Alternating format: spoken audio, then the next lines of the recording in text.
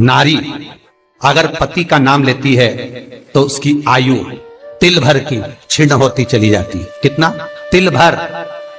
स्कंद पुराण में लिखा है तिल भर की आयु क्षीण होती चली जाती। नारी ज्येष्ठ पुत्र का नाम लेती है, हाँ ज्येष्ठ में अगर बेटी है तो उसका नाम ले सकती है, पर ज्येष्ठ पुत्र बड़ा पुत्र है और पुत्र का नाम लेती है तो उस बालक की कभी उन्नति नहीं हो सकती। तन से, मन से या धन से वो बालक हमेशा दुखी ही रहेगा। तुम दुनिया का सारा सपोर्ट कर दो, तुम चाहे अपनी प्रॉपर्टी बड़े बेटे के नाम कर दो, तुम चाहे पूरा दुनिया भर का सुख अपने बेटे के सामने लाकर खड़ा कर दो, तो भी अगर मां अपने बड़े पुत्र का नाम बार बार लेती है तो वो पुत्र या तो तन से या मन से या धन से दुखी ही मिलेगा, वो सुख नहीं पा सकता।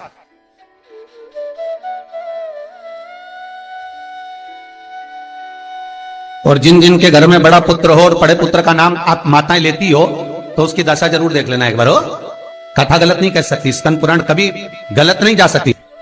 आपके घर में भी अगर बड़ा पुत्र हो और पुत्र का नाम अगर आप ले रहे हो, हाँ ये जरूर है अगर बेटी बड़ी और उसके बाद पुत्र बड़ा है तो वो ज्येष्ठ नहीं माना जाएगा। ध्यान रखना, ज्येष्ठ का मतलब होता है सबसे बड़ा पुत्र, उसके बाद सारे बच्चों का जन्म हुआ।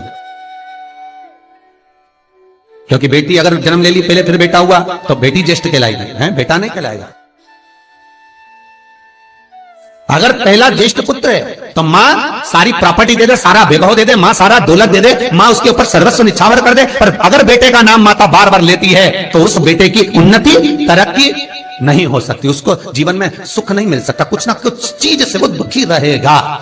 चाहे वो बच्चों से रहे, पत्नी से रहे, परिवार से रहे, कुटुंब से रहे, व्यापार में रहे, व्यवसाय में रहे, ऑफिस में रहे, चाहे अपने शरीर से रहे, पर दुख तो उसके भाग्य में थोड़ा लिखा ही रहे।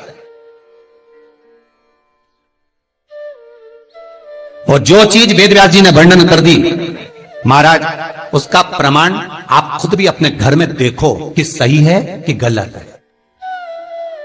जिस जिस घर में बड़ा पुत्र हो और मां उसका नाम बार बार लेती हो, बार बार लेती हो, उस पुत्र की दशा देखिएगा आप।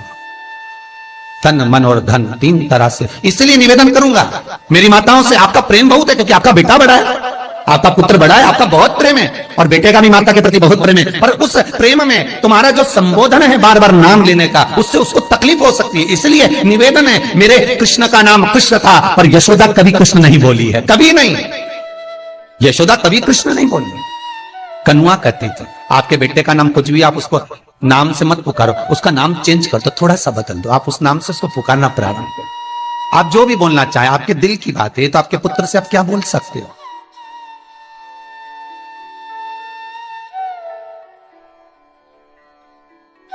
मेरी कौशल्या मैया राम को केवल राम ही कहती थी।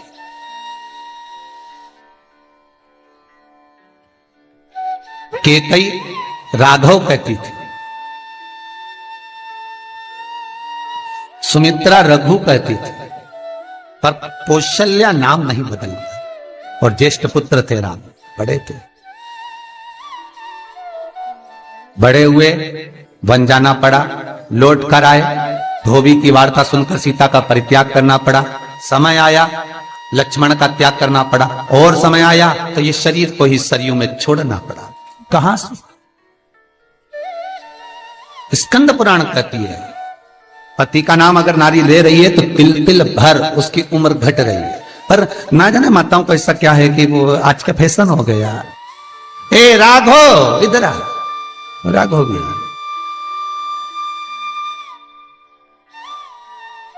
नाम लेने में तिल भर की आयु घट जाती है।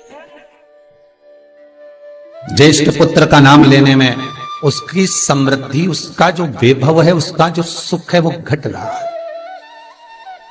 जिस गुरु से गुरु मंत्र लिया है, गुरु दीक्षा ली है, जिस गुरु से आपने गुरु मंत्र का स्मरण किया है, जिस गुरु से आपने गुरु मुख हुए हैं, जिस गुरु से आपने गुरु मंत्र लिया है, आपने अगर मंत्र ले लिया, चार जगह पर बात निकले, कोई पूछ भी ले कि आपने गुरु मंत्र किससे लिया, तो बता दो भैया हम तो वहां गए थे, वहां का जो गुरु जी है उनसे हमने गुरु मंत्र लिया, वही हमारे गुरु है। नाम का स्मरण ना करते हुए उसकी पहचान बताने का प्रयास करो, वो ऐसे वो वैसे वो वहां रहते, उसका स्मरण। गुरु का नाम लेने से क्या जाता है महाराज? शास्त्र कहता है गुरु जिसने मंत्र दिया उसका नाम मत लो, गुरु ने जो मंत्र दिया उसका नाम लो।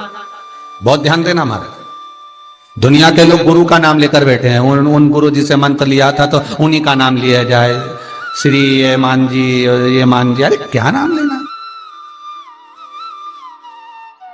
क्या नाम लेना? हमें गुरु का नाम नहीं याद करना, हमें गुरु मंत्र याद करना। जो गुरु ने मंत्र दिया उसका स्मरण करना। क्या होता है, स्कंद पुराण कहती है, जब माला जपने के लिए बैठते हैं तो गुरु का श्री विग्रह तुम्हारे सामने होना चाहिए कि हमने उन गुरु जी से मंत्र लिया है, पर गुरु का नाम नहीं। गुरु मंत्र लेते समय गुरु का विग्रह सामने हो और मंत्र जो गुरु ने दिया है उसका स्मरण।